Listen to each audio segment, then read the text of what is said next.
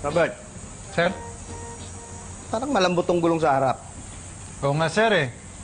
Pag ganyan ko kalambot, ibig sabihin ng kulang sa hangin. We, di nga.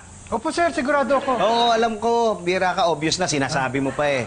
Pababaan lang natin mamaya. Yung gasolina, na-check mo na. Ano, check ko na po kanina. Kalahati na lang po. Ibig sabihin po, kalahati na po yung nagamit natin. Hindi nga. Pag kalahati na gamit, kalahati na titira? Oo, sir. Sure ako. Wow, galing mo. Sige po. Alam mo, may tatanong ako sa'yo. Ano po yun? Yung okasyon na mangyayari sa linggo, may alam ka ba doon? Ayun po. Oo. Wala akong alam dun, sir eh. Akala ko pa. Sige, total, mahilig ka na rin lang sa obvious. Tulungan mo nga akong isipin kung ano yung mangyayari doon. Kasi ito yung alam ko ha. Alam ko may handaan.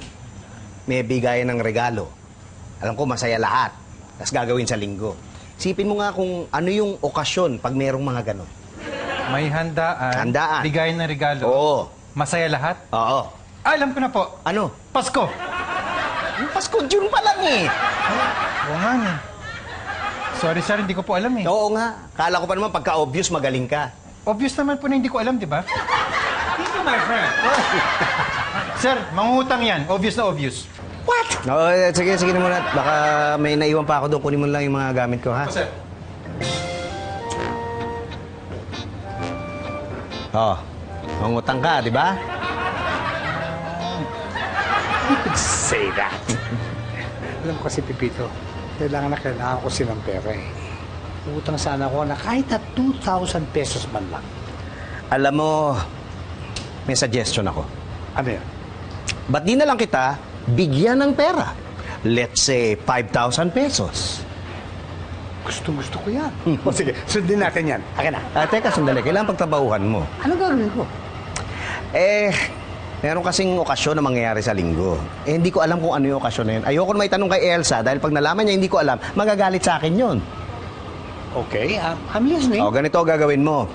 Sisimplihan mo si Elsa. Makikinig ka sa mga kwento niya, tatanungin mo siya, para malaman mo kung ano yung okasyon na yun. Yun lang gagawin mo. Pagka nalaman mo, bumalik ka sa akin, bibigay ko yung 5,000 mo. Yun lang? Yun lang. Ganun kadali. Dali lang naman. Di ba?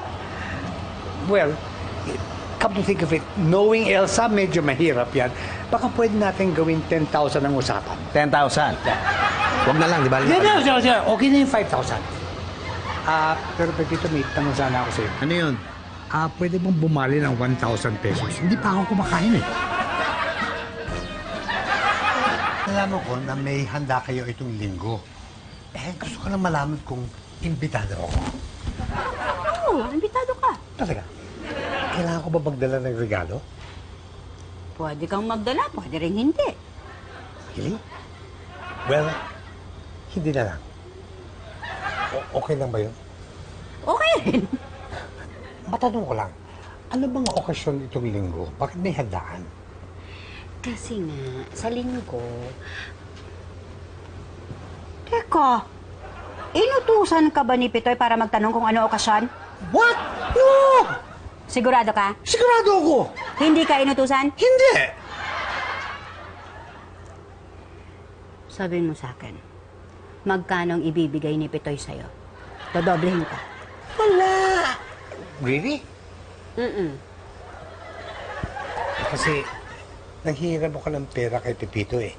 Bibigyan daw ako ng 5,000. Malaman ko lang kung ano yung okasyon itong linggo. Sabi ko na eh. Talaga nang hindi niya alam kung ano ang okasyon. Kaya nga sila, baby, pinagsabihan ko na wag magsasalita kapag nagtanong siya.